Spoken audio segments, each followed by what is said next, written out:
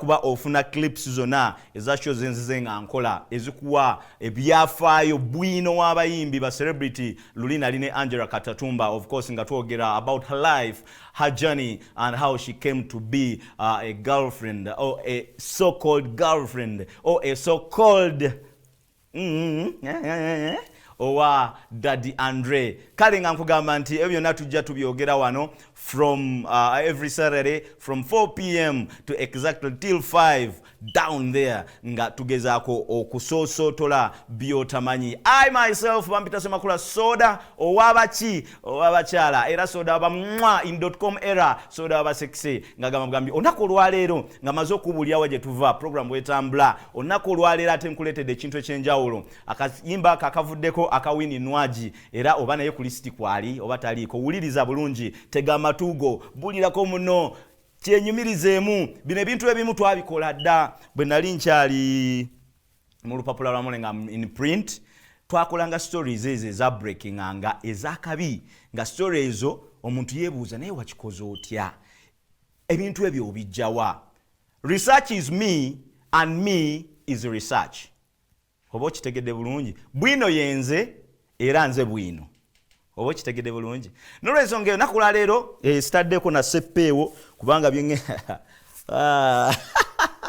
ndawo nango waliwo neebaka olumu mu nsaasire nga ntaddeko n'enkofiira oluusi ne galubindi, but today olwokuba byenjagala okukola njagala okulaba facts and figures rightly stated nga nzisoma bulungi nnyo. Tugenda kukola ku baserebu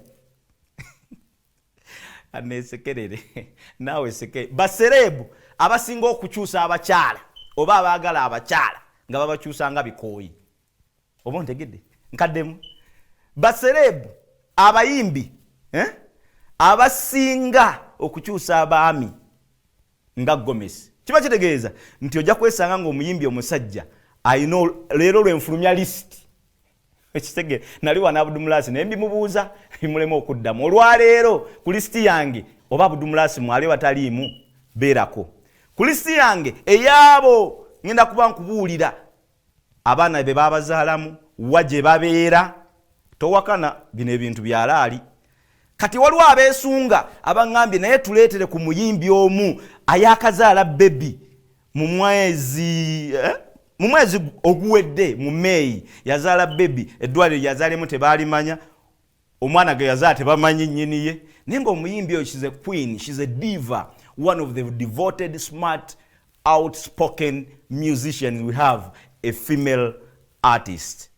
Once she was female artist of the year nga Pama Awards zikyaliwo. Kati tugenda kuba tulaba ebintu ebyo na tuvuge list abantu 10 n'abasukamu olwaleero njikuleetedde kiriza obagaana ku listi eyo kulikaani.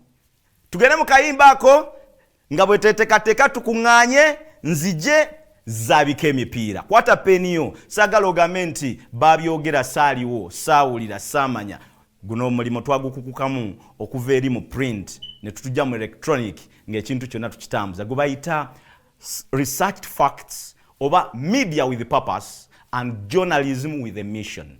Semakula Soda wabakyala. Let's go mu kayimba ak'essimu kakyanyumiranya abantu bwe nkomawo twabike Mr. Shafik abantu mbabuulire ebintu bwe bitambula baserebu abasinga okuba nga bakyusa abakyala abatateredde bulungi na mukwano okitegeera ate nga towakana gyebiri ate abantu bano sinza aleeta ekipya mubamanyi naye okubanoonyerezaako kyekizibu era ekyawula a media a fully researched intellectual media personality is research. Gwokola kyanjawulo ki ekirala ekitafaanagana nabalala kye bakola okola kyanjawulo ki ekiri backed by facts, figures and statistics. Let's go continue with the nkubipinge akayimba esimu Free Boy ne Winnie Nwaji. Hello akayimba mugamba mutya bantu bange Jem Lee, ladies and gentlemen, it's really time you need to learn something. Nti twagamba programs zino eza entertainment, despite the fact that it's all about entertainment, there must be some content, some infotainment, some edutainment that you'll need to learn and add on yourself. So like I told you, nze sibeeraawo nenkola bintu bya gossip nenga chap tujja duyitamu ndowooza kigenda maaso mu ggwanga mukiraba abaagala okuziikula omugenzi Paul Kafeero. If I may share my story of about Paul Kafeero, the late, abantu abamu bayinza oga ye naye kyali ono wadda naye kambabuulireko katono. Paul Kafeero we yafiira nali nkyakola mu lupapula lwa Bukedde. Actually that's where I started my journey mu 1999 2000 nali nyingidde media by that time. Nali mu my senior vacation by that time 1999-2000. So when nayingira mawulire nayingira nentandika okukola mawulire mu media olupapula lwa Bukedde under the management and supervision of Maurice Ssekawungu and the big man William Pike. Okitegeera. So eyo ne tuvaayo naye Paul Kafeero nze nali ku tiimu kankubulire ya organizinga okuzika Paul Kafeero nga munnamawulire. By that time Paul Kafeero bwe yafa omukyalo Robin abisirikirwa nsuubira ayinza okubajjukira bulungi nnyo. Waliwo n'abakyala abalala bemmanyi aba Paul Kafeero n'omwana w'omuzungu bonna omulambo twagutwala Erweza mu makage. I was there. We baali tugenda okujja omulambo ogujja mu ddwaliro ogujja gye yafiira okumutwala Mulago mu mochari okola postmortem. Omukulu ayalondebwa kakiiko okutambuza ebintu ebyo baali bamitanga mukwano gwange John Segawa. John Segawa ow'embaga y'embaata gye twakolanga, John Segawa owa Bat Valley, John Segawa owa Free Talent ye yali leading chairman mu kuziika Paul Kafeero, n'omukulu Senkubuge Siasa, n'omukulu Andrew Benon Kibuuka. Ne tuva ne tugenda tugula essuuti ya Paul Kafeero enjeru gye bamuziikamu ku kizimbe kya wanonga ku Shero oba kati bagiyita batanti wenafuluma muke Munembe oba ye Mabirizi complex oba ye Mabirizi plaza wanonga ku Shero Kampala road waliwo etabiri ya Select Garments. Select Garments eyo gye twagula essuuti eyo. Ate Select Garments mwali mumanyi musajja ayimbisibwe nga yakulira Select Garments eyo ne tugula essuuti ne tugitwala Mulago wali kuki we bakolera postmortem ku mochari ne twambaza bulungi nnyo Paul Kafeero ne tuteeka omulambo mu case. Kati njagala okugamba nti byonna bigenda maaso mbitegeera. Twatambula paka Masaaba twayitaako Konjeru ne tugenda gye twaziika omwami oyo the late Paul Kafeero. Abona ba Swazi abo bonna baali baana bato. Robin abisirikirwa yali waali waliwo n'abakyala abalala. Era story eyo nze nagikavaringa mu lupapula lwa Bukedde n'abakyala Kafeero be yali kabona n'abaana Kafeero be yali kabona. Buli stage kwe yalinanga omwana ku luguudo lw'Emukono olw'e Masaka Mbarala eno kudda ewa Mulwana Hoima Road abo bonna bwe nzigenda mu file cabinet yange nentandika okujjayo bwino oyo oyinza ga gwe kyali ng'oli wadda. It's because tugezaako kukola research ate netumutereka bye bino ebintu bye tulivaayo ne twogera muga kati nze mbalaba awo baagala DNA bali mukaayana n'omukulu oyo Mr. Kisemakula twali naye gwe mulabanga pastor right now gwe bayita Mondo Mugisha Mondo bwe twali tugenda ye yali akulira convoy y'abasirikale abakulembera mantwala omulambo gwa Paul Kafeero okugenda twayite nkokonjero ogende ejo twamuziika. Kati ebyo nambigamba lwaki nti ababanda babamanyi nti twali kweyo group nti singa ate kati nyingirawo oleeta ebyafaayo bya Kafeero iziga gwe kyali oli mukulu naye nedda ebintu tubitereka. Kale ebya Kimusera ne Aluna mu biro ebyo nabyo mu bitunuulire nga bitambulira ku social media ne mu other areas of media naye nze olugambo no dealing with things that need research mu entertainment. Ebyabalala Bin Ganta omukazi we muwala gwe yazaalamu omwana naye n'amwegaana yavuddeyo. Ebyo ngenda okwogera abayimbi bamala ne bagira tubimanyi naye ne bamala ne beegaana abaana b'abantu. Bin Ganta nabyo mubimanyi. You can access that information to other media stations, but me I deal with facts, the fame, the history and the journey of our celebrities, socialites and musicians. Let's go. Kulisti yange abasinga awo no mugamba katutandikira. Ngenda kutandika ekyennyanja nkitematema okuva ku bigere okudda ku mutwe. Kati goba oli ekyennyanja kusaidia otandikirawa. Sigenda kuba omuyimbi nti yono. Ngenda kuva wansi nanjogera bakyala be, abaana be, omwaka gwe yazaalibwa, waji yazaalibwa, besanga wano oli. paka ntuke ku muyimbi kabe kasinga omuyimbi gojja ku nganti yono nga bamutegedde dda nenga fik bera ngo yisamuke ebifaananyi ebimu wemba ntambula bulungi nnyo designer wange edduuka lyange lya design ojja kutya Glorious kabusesi kale twambale nja kutandika n'omuyimbi oyo yayimbirako mu bandi emu bagitanga the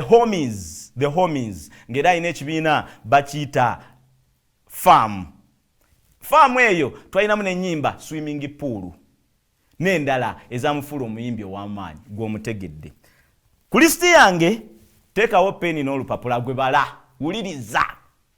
wuliriza bala nti ku lisiti yange ayinza okuba ye namba emu kuba saagala ntandike ne 10 njagala ntandike ne namba emu tubeere nga tukola ki tubeere nga tulaba nti mu kifo kino namba emu yalidde akati kati omulenzi oyo omuyimbi oyo Nakinku tugamba nti yatonnya ku bulamu bw'ensi eno nga alabika awezeza emyaka gye tuyinza omuwa mpola ate nga naliko naye wano emyaka gye 40 giijo gy'abayingidde we nali naye wano last week yagamba nti emyaka gyange sijja gyogera ne mugambo ojja gyogera sebo tumanyi tuyinza okuba nga oweza emyaka gya 42 oba 43 n'agamba nedda nze ne mugamba ye nti gye bakuzaala muzeeyi Haji yaŋŋamba naye nno tubale namba emu omukyala we nze gwe mmanyi gwe yakuba empeta oba mu Lusiraamu babiyita batya gwe yawoowa bamuyitanga Kuliva Kabiite oyo ye mukyala gwe yawoowa ali mu ekibuli ku muzikiti. Kuliva Kabiite ayina omwana gwe yamuzaalamu era nga bamuyita omwana Shadia Najjuma. Kitegeeza nti gwe njogerako wa Lugave. Okitegeera?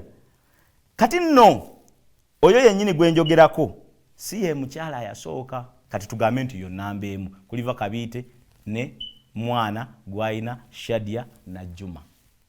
Okiwulidde? Naye nga nkujjukiza genda ku simu yo olabe simu eri wansi eya WhatsApp sindikako obubaka bwo bujje live nja kuba mbusoma yo comments yo supplements okuteesaako ate kabe kasinge naawe oyinza okubanga gwe mukyala woyo gwe njogerako nga nawe wejjayo ekinaddako nja kuba nkuleeta mu kamera oba akumye buyambi wano yessaawa tukikole ki tukyogereko. So mu mwaka gwa 2023 yawo omukyalo oyo gwe bayita Kuliva Kabiite era n'amufunamu ezzadde gwe bayita Shadia Najjuma. Ate kati aliwo essaawa zino bamuyita Fatuma asinzira e London. Abo babiri oli baasaba baawukane officially ku muzikiti ne kigaana ne basigala buli omu ng'akutte lirye. Kuliva n'akwata eryeno ku Jinja Road n'Abudumulasi n'asigala mu Makindi. Onfuna ate mmaze ne mwogera nange oba nange nabaaki kale katugende makubamba mwamutegedde dda. Bwe twavaawo awo tulinawo Fatuma ali London ye mukyala gwe twayanjula twayitaawo ku mukolo naliko tewali kyenjogera nga saaliko baluna mu birwa baaliko ba Geoffrey Taya baaliko Mathias Walukaga yaliko abayimbi bangi abaali ku mukolo gwa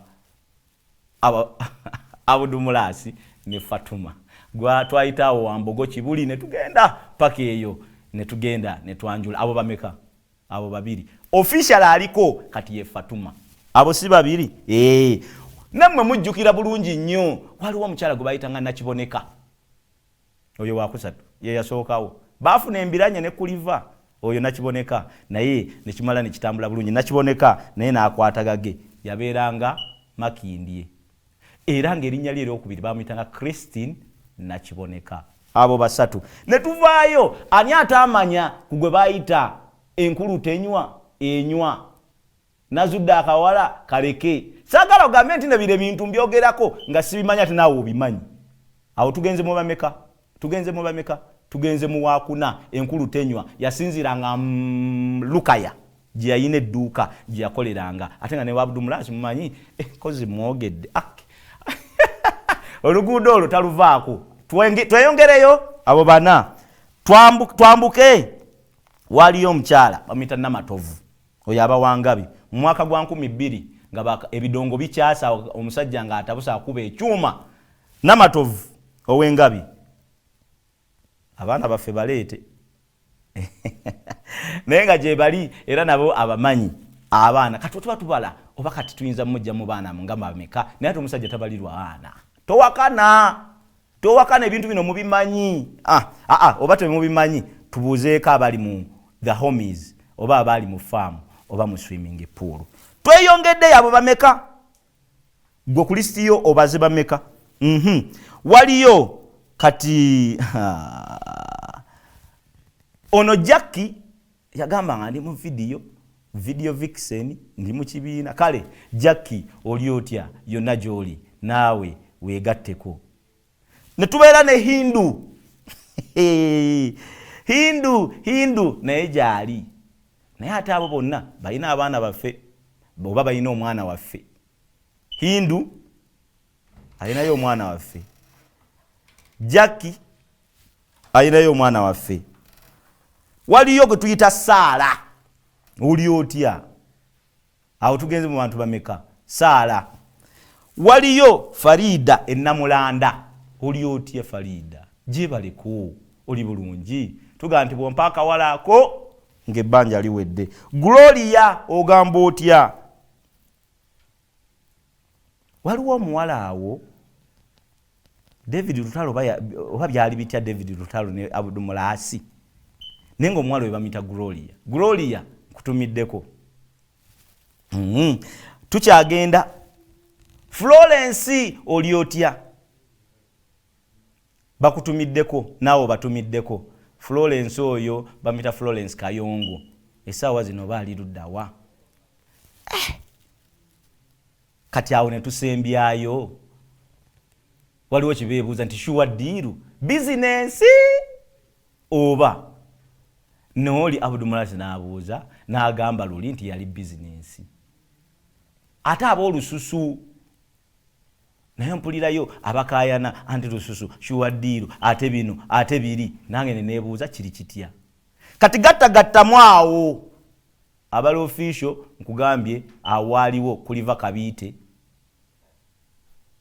kabiite n'oyo bamuzaala naye kamuleke gye bamuzaala sijja kwogera ne taata we naye sijja mwogera kambireke bikomaawo naye ng'otegedde lisi tubalebalemu 1 2 3 4 5 6 7 8 9 10 11 12 13 14 kati gattagattamu awo naye ng'ate omuntu wa bulijjo abasajja tubamanyi waliwo gwe nalaba ku mawulire nga alina abaana 6 n'abakazi 25 naye nga si serebu kati tuba tetumwetaaga oyo tuba tulinda amawulire jjako akawuuge gamukuba naye ate we tutuuka mu program Eyes on You nzibano byenneetaaga tugende maaso tugenda ku namba 2 ninayo omuyimbi bamuyita yayimbiranga mu Eagles Production obudde obwo oli mutadde kati gwakutte pen olupapula calculating amwawo yayimbiranga mu Eagles Production nekyuka ne bagiyita Golden Band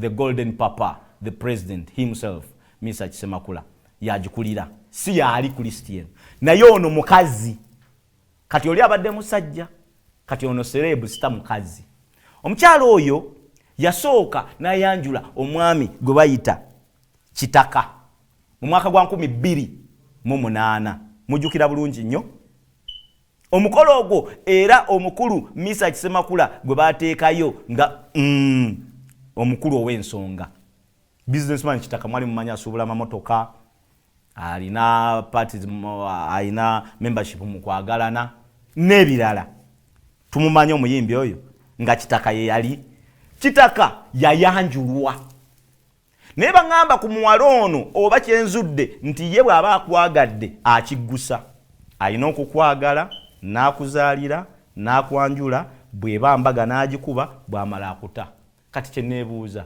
gwayabadde atiitiranga atya tetwamanya nti Kitaka yayanjulwa mu mwaka gwa 2008 era ne bebiyo omu ayamwanjula n'amuzaalirayo omwana kale bwe tetwakomaawo oyo w'okwanjula we yasuulwa ettale ne tufunayo ow'embaga gwe yakuba embaga bamuyita Abasi Mubiru oba Abe Mubiru temwamumanya nti gawuni zaaluma naye nga Kitaka yasooka kwanjulwa embaga neetabaayo ate embaga nekikuba Abasi Mubiru temwamanya towakana mwaka gwa 2015 gawuni zatambula owakana obo wakana mpereza message ku WhatsApp awo wansi esimu eyo jolaba 2015 embaga neruma ne Abbas Mubiru nenga ate mabega twayinayo omukulu Sechewa Charles Sechewa ansalira akaviri abo baba bameka oya wakana muntu Charles Sechewa teyaliyo kati obo wakana Shafiki nga bwe tuogera leta akayimba ako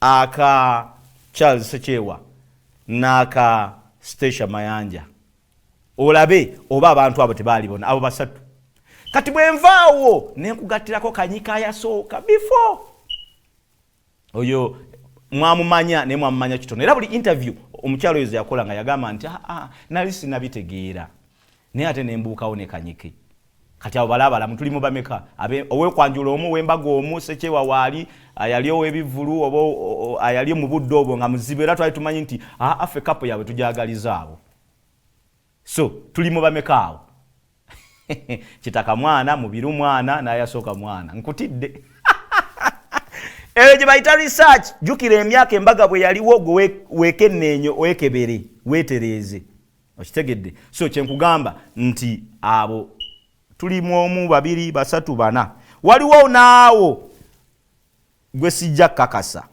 nengono gwe twogerako ye mwana mwala Stesha Mayanja Hajat kati esawa zino yaliwo Stesha Mayanja amuzange na kuzomweza 25 mwezi ogwokutaano 1985 1985 kitegeeza nti ayingidde emyaka 35 yali mu senior 4 we yasomera era na dropping out due to pregnancy yafuna olubuto ng'akyasoma waliwo essomero balayitanga Mazolidi SS Elweza mulijjukira era bwatyo musiniya ye ey'omukaaga ebintu nabiwummula ng'ali Crested High School Makindye awo na dropping out mu senior 5 era bamubuuza nti ebibuuzo bya senior ey'omukaaga wabituula ayinza okugamba ye oba nedda oba si kyekyo tumuuze certificate ya senior 6 bwatyo ndo mwana muwala certificate ya senior 5 ina ya senior 6 awo tugende Crested High School Makindye tubuuze bwatyo yabeeranga Makindye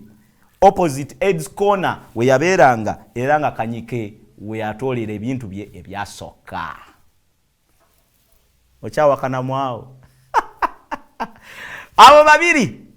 abo bameka abo babiri message nziraba zitandise okujja hello I'm Purity from Mukono good evening thank you for the show you're most welcome edakika 2 nsikeko awo ku bulango naye kamalizo no sharp dabikenga ngenda ku muntu owokusatu Stesha Mayanja awedde tulage ku kifaananyi kyawo ngali nebe yali nabo Abudumulasa awedde kati twambuke zidde okunywa mu kifo ekyokusatu nina mwani bamuyita Desire Luzinda owekitone towakana bali bameka tubalebalemu awo nga butugenda mu bulango sharp Desire Luzinda omukyalo ono ayina omwana omu bamuyita Michelle Kaddu ani atakimanyi nti muwala wa Desire Luzinda bamuyita Kaddu adaba tokimanyi kitegeere tata omwana ono bamuyita John Kaddu bwe bamujjukira mu kiseera cha 2004-2005 waliwo company bagiyitanga Front Page Microfinance company eno yajjanga egaba looni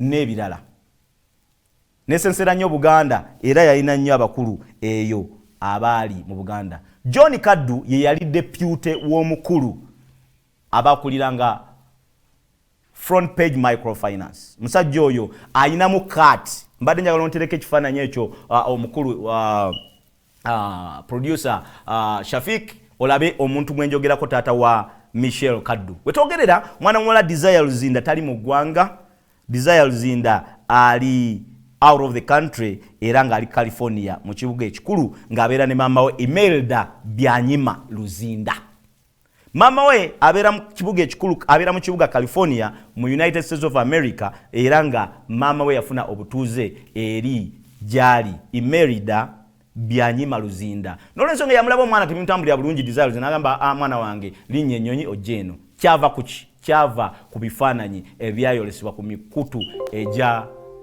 eja internet omusajja Omunigeria we ayolesa ebifaananyi bye ng'ayolesa ekitone ng'ate muwala muzadde So tubaze John Kaddu omu, ne tubala Omunigeria yafulumya ebifaananyi Franklin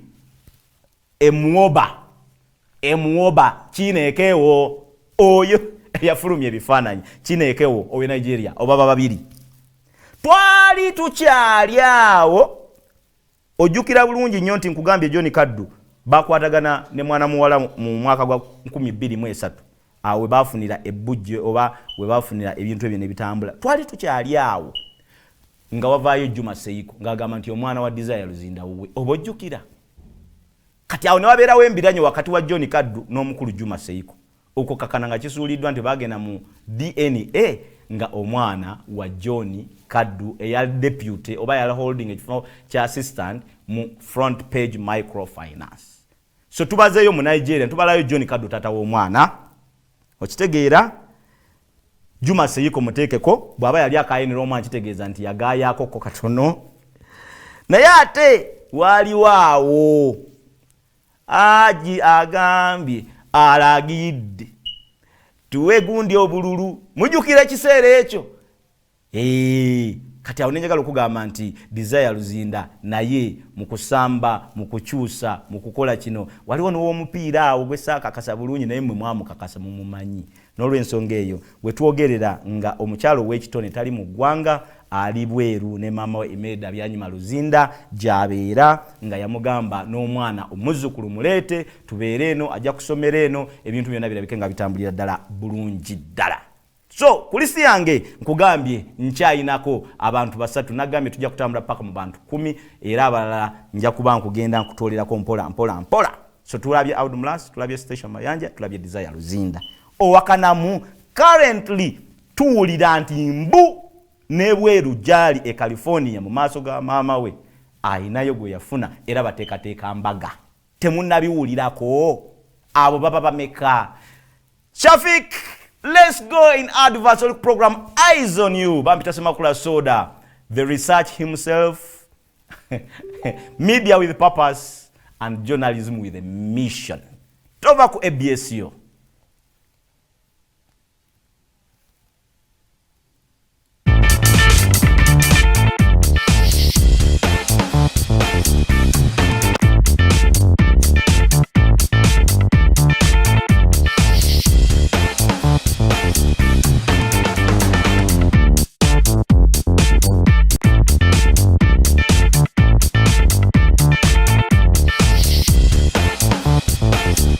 Yota chaddamu nti Bobby oliyotya emagerejo wangalira ne DJ owakabi nga mwatu osiba kiwani selector nkulabye naye gwe osiba kiwani manager oyo Johnny muganda wa Bobby asiba kiwani Presido 2021 Bobby Wine the presidential gladiator. Era nga tugamba bugambi mukulikeyo lwaki ndesa kayimba ako kiwani kubanga buli omwasi ba kiwani gwoba kisibye otya oba mukyala gwo kisibye. Abali ku Facebook live I salute you and say thank you very much for watching the show. Abali mu diaspora Dubai, Abu Dhabi, wherever you are, London, USA, mwena je muli mwebale kubanga muli kumukutu ABS program Eyes on You. You never know why I chose that name. Kubanga gwembere no ngamba Eyes on You, naye bwobere yo gamba Eyes on Me.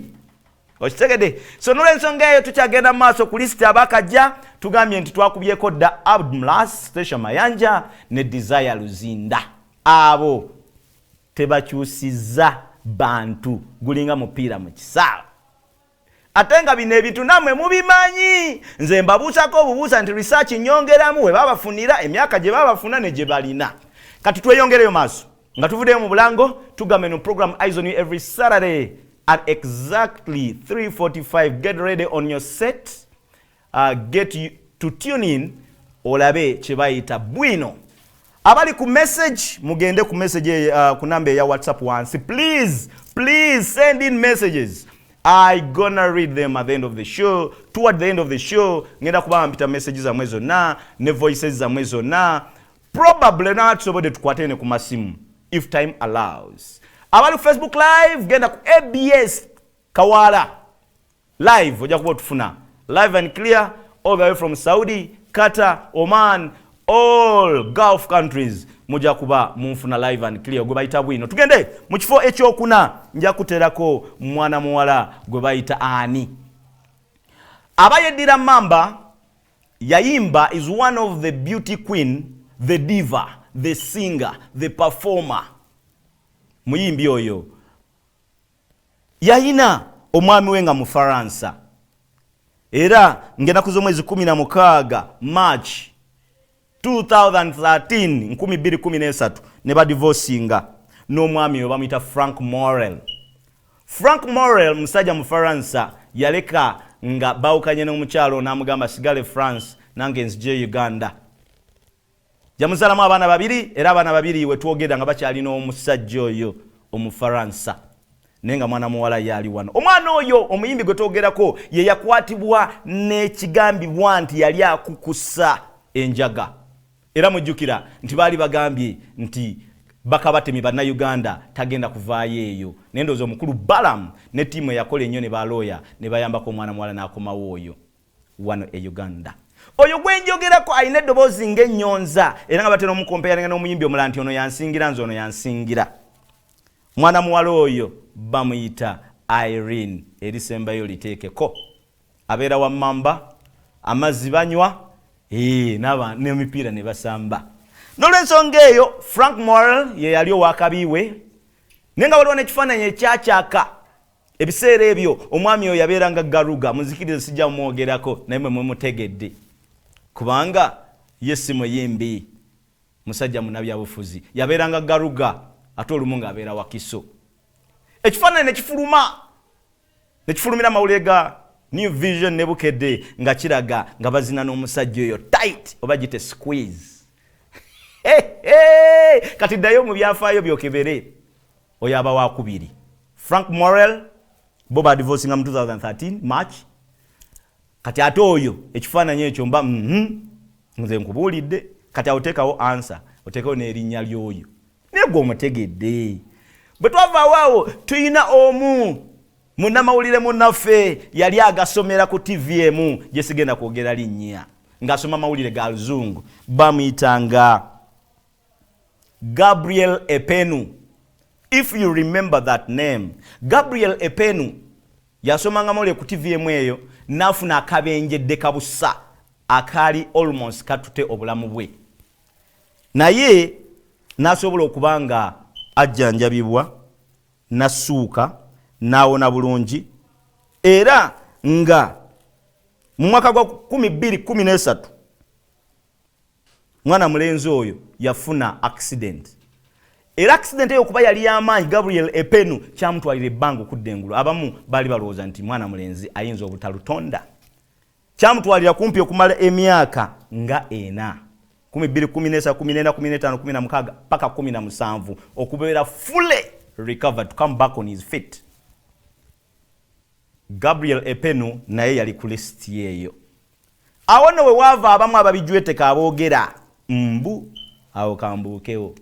Era omwana muwala ono munnalunsambulira ebizibu ebyaliwo ng'eryato libbira nga ennaku z'omwezi 28 Novemba 2018 mujjukira ebyafaayo ebyaliwo. Eryato bwe lyabbira omuyimbi ono yasurvivinga. John Kaddu gwe nayogeddeko wali ku Desire Luzinda era mu lyato yalimu. Era nga bano bombi basobola okuwuga. John Kaddu sitamu kuwuga n'ayambako Irene Namubiri. Mujjukira akaseera ako. Saaliwo nze nali bweru. But this what I told you. Journalism with mission and media with purpose. This what makes a difference between I and other presenters. You get a point? Nze nali bweru ebintu bwe byabeererawo, but I was doing my research at the same time and yewe. Nti 2018 ng'ennaku z'omwezi 28 Novemba eryato lyabbira ku nnyanja. Era Namubiru yasurvivinga ne John Kaddu n'asurvivinga. Naye ku lyato bombi baaliko. Kwaliko abakulu ba Buganda, Freeman Chimba, kwaliko Omulangira Wasajja, baaliko ku lyato. okitegeera ne John Kaddu gwe nayogeddeko wali ate musanga mu filimu endala ey'okulyato balabalamu awo tugenze tutya so ne tulabika nti nkugambye waliwo Frank Morel waliwo oyo gwegambye w'ekifaananyi ne wabeerawo Gabriel Epenu ye towakanako kubanga mpulira envuuvuumo mbale njogerako ne one of my producers, one of my colleagues bamuyita Grona akola Fuse in the morning agamba nti awulira mbu baddiŋŋana Juliana Irene Namubiru ne Gabriel Epenu kati awo I still need to find out more facts. Are they still together or not? Genda maaso ng'okyaliko ogenda maaso okuwuliriza bwino kye bayita research is me and me am the research. Program Aizen you ampita semakula soda aba sex soda aba chala nga nkuleetera what we call the history, the journey and the fame. Abayina kulukalala abayina abaami abakabinga bakyusa n'abayina abakyala abakabinga bakyusa si kibi omusajja tabalirwa baana tabalirwa nzaalo tabalirwa ki bakazi naye wabawo gwoyanjula gwokuba embaga ow'emikolo wa kilabu kati essaawa zino tuli mu lockdown Basile Queen bajja kukulojja bajja tubuulirako embeera we badde ebatwala time etutwaliza ku listi nagambye nti nja kuba nkutwala mpola kansiri bagwa Shafiki kiri kitya bano nja kuba mbayisaamu lukwakwayo nja kubawa 10 erisooka ate 10 eriddako nja komya wawa nkyazeyo ku bayimbi n'abalanga bwe nkola research nkukomezeewo ate freestyle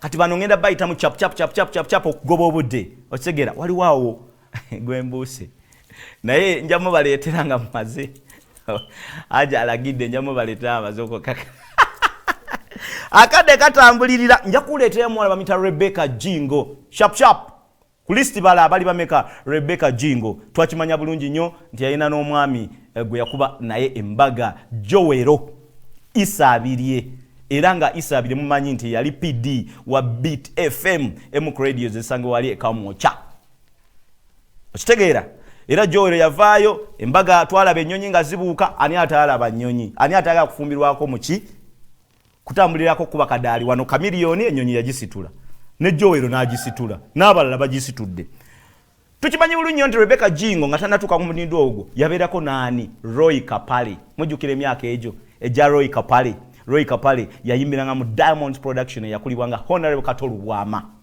era Rebecca Jingo yabeerayo ebiseera ebyo ne omugenzi Martin Ngume ne Roy Kapale Betty Mpologoma abo bonna baalinga eyo nga bakuba ekintu ne Roy Kapale mu myaka egyo 1992 nga bali butoola ne Rebecca Jingo weyava atawo n'akwatagana Joel Isabirye weyava waliyo mbu ebyo tebyali bituufu naye mwe mwabyogere ebya Dennis Katongole mukwano gwange sinze ngambye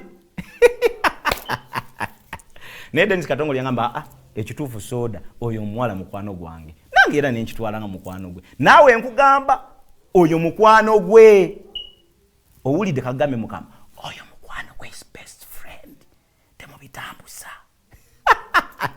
ne tuvaawo waliwo guy bamitanga Walugembe yakolanga sports ku Bukedde FM n'amaana avana agenda ku BT FM nkutumiddeko Walugembe wona wooli manyi bajja kutusako obubaka abali ku WhatsApp mugende muweereze message zammwe ne voice bali ku Facebook live omukulu Musumba nawe nkulaba olengera ekitimba tugende maaso fina mugero amasanyalazi lwaki ku listi yange tabeerako ye ku yiyo lwaki tabeerako twaziwulira engumi tezaayaka mu bikonde live naye ebigambo awo wabiwulira Cindy Bumpate okitegeera ng'agamba nti ani yatwala musajja waani kati naye nkyabyebuuzaawo kati gwe mbuulirako yita mu message ombuulire nsindikira voice ombuulire ani yatwala omusajja waani Cindy yatwala omusajja wa Fina Mugero yatwala omusajja wa Cindy okitegeera kati waliwo omwami bamuyita Kenneth Muyisa ng'ennaku z'omwezi nga December 2014 ye yali bbawa Fina Mugera Masanyaze era ne bazaala omwana bamita Santon ndoza muwulira Fina Mugera nga yogera ku mwana oyo 2014 balabalamu emyaka emeka era oyo Kenneth ye yasala nadde wa Cindy bumpate ate Cindy namuvaako era naye kati ayina mulala ate era ne Cindy mukimanyi ngenda mutuuka kaawo wetwogera kati nga Fina Mugera Masanyaze ayina honorable MP Mulamba abala gap awagira muzeeyi ate n'abaliramu ne gap ayina omwami bamuyita honorable Muzungu Budyope East oba wakana buuza nze oye tata w'omwana owokubiri Santoni yasooka MP n'amuzaalamu omulala awakatente sente diriwo yabala ku list nanyongerako Cindy ndowooza omulabye naye kwali ku list yasooka n'abeera ne baawe omuyitale Mario Brunet gwe yazaalamu omwana omu ndowooza omwana we mumumanyi n'omusajja mumumanyi n'abeera ne Kenneth Muyisa oyo yabalwanyaganya ne Fina Mugera Masannyalaze kati essaawa zino mbu ayina videographer stock photographer stock editor stock biki ennaku zino gwagenda otuleetera era nga naye namulabako ng'akola interview ngamba why do you have to select for me? I can select for myself whatever husband I want to be with. Oli namuleka kati ndi kuono awo njagala okubanga mpumba wumba n'olunaku lwale kubanga obudde butugenda tulina okulekayo kusoma messages zammwe nga nsembyayo n'omuwala the differ the beautiful buli omu gwalinze okuwuliriza bamuyita Juliana Kanyomoze towakana kati mugenda kumbuza tata w'omwana yaani beerako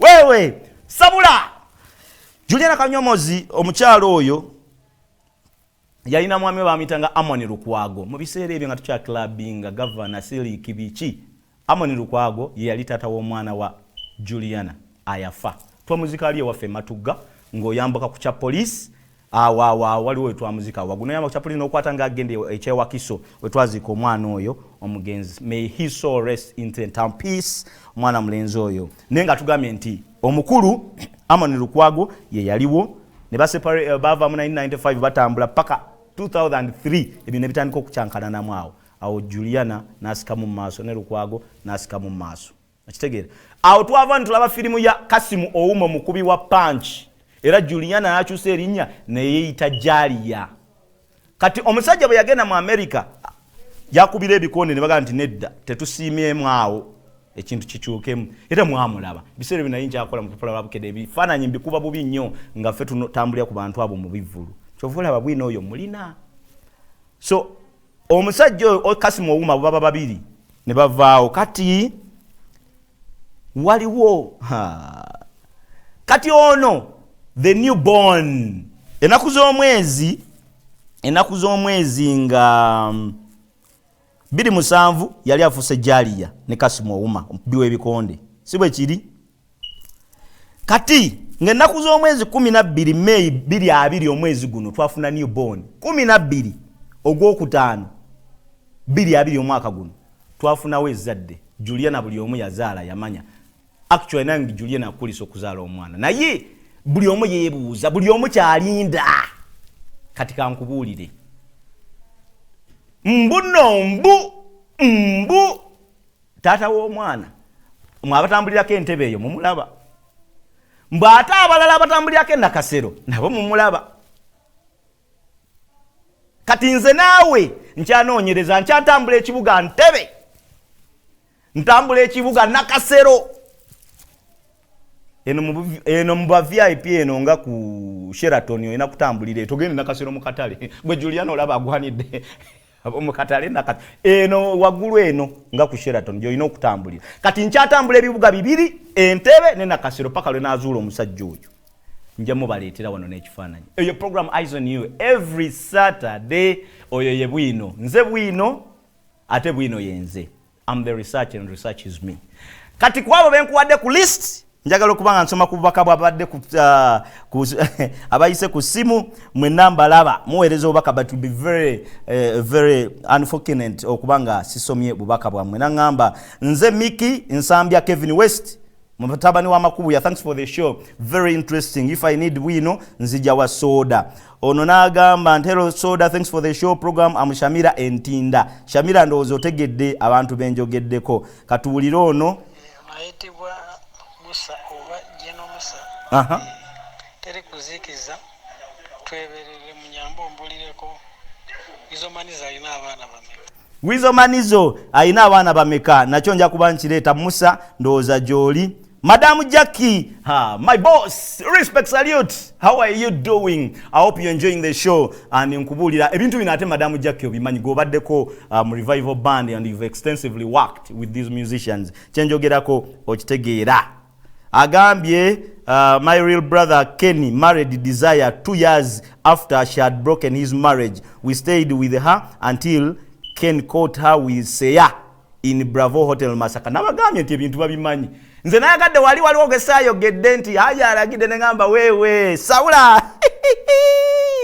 Onagamba hi, okay, totadeko linyalyo. Tatadeko linyalye naye nga nkolayo program kwoli. Bajita Eyes on You every Saturday freestyle olwaleero. Onagamba webale kuweereza nze Amiri ekawala. Amiri webale kubanga oli ku mukutu. Onagamba hello, thanks for the show. I really love your show. I love the way you do your research. Nagamba mkasirivu Deo from Busabala. Deo, webale kubanga kwoli ku mukutu. Onagamba hey, tata Deko linya. Okay. Onagamba hello na tata Deko linya. Onaga thanks for the show, soda. Sindi yabba musajja wa munne. Imagine. I'm Apollo from Zana. Thanks for the show mukwano. Balala banjo ono hello tata Deko linya. Ono katuwulire kyagamba Shafik. Mbadde njagala kumanya nawe bikukwatako. Okay, oyagala kumanya nze bikwanze bampita Semakula soda abakyala ndi mufumbo ringi yino ate naawe asobola okunoonyerezaako sikugaana you free atakola bikyamu atunula mu kamera ga sikola bikyamu kati gobo nze I'm free you come speak about me nange nsobola okweyogerako njakolako bwino nga nange nenoonyako nfulumya akatabo mukuleetere wano Eyes on You jukira gye nava ne gye ndaga nze Mustafa tubuulire ebikwata ku Eddie Kenzo. Eddie Kenzo yalina Rema. Eddie Kenzo notakubye nnyo bintu. Yalina Rema ne mama mwana wo omuto yasooka kati bali abalala mwagala tumanye simanya Lady Jasmine nimega bita sente simanya ebyo njabbi kubuulira. Naye Rema ate ku list kwali kuba ye yalina Eddie Kenzo namuzalira baby kati ali wamuza. Oba obuyembe bunaatera okuyoyoba ne dasimanyi. Wabula dakika emu nkite nagamba hi the icon Uganda artist based in UK. I'm having a relationship with Pia Pounds. Mujazi singa Pia Pounds muyimbe abeeranga ne Eddie Kenzo mu Big Talent n'avaayo. Abantu bakyaweereza message nyingi nnyo naye olw'obudde katuwulire ono. Webali kutuweereza Zelino. Naye abakazi nga beefuza olukalala. Abantu bagoberera Nzelino nga abakazi beefuza olukalala kubanga ndowooza baakolamu. Ate ffe abasajja tolaba grenade bo bakikuba simanya Vivian simanya Zali simanya ate ku list eno Zali kwali abo bazanya guli professional bazali ba Judith Hadi ba Sylvia Woli we nakomawo nja kubamba kuleetera messages nyingi nyo naye nga katulaba Sonda je bale kuweereza webale kunyirira etobulidde emyaka gya Desire Luzinda tojogedde emyaka gya Desire Luzinda mwagala kunzita Soda ku Irene Namubiru welabide Vice President Gilbert Bukenya ne naawe nedda beeramu nagambye omusajja omu ayabeeranga eggaruga ate kati ng'abeera Wakiso era nga yakiikira mu parliament era yaliko gwe nga bw'omwogedde nakyogedde kati tokimanyi nti nno oyo yabeeranga garuga ate yaliko VP wa Uganda ate abeera Wakiso gworedde omutaddewo kati lwaki njagala kubanga mbasiibula nja kubanga mbongerera list endala awo gwe balabalamu abantu bogize era ngenda kuba nsiibula mbagambe nti beera ku program eno every Saturday tubeera bwe tutyo bwe tutambula Eyes on You okuva saawa 10 nga tutambula paka saawa 11 so tukubye olugambo tukubye wolokoso sigala ngoweereza message zo njazisoma Eyes on You Semakula Soda I sign out and say to the one and only who has been on camera Gloria and Angel my best friend in control room Shafik and to you my fans I'm always yours and you're always mine I sign out till next Saturday see you and bye bye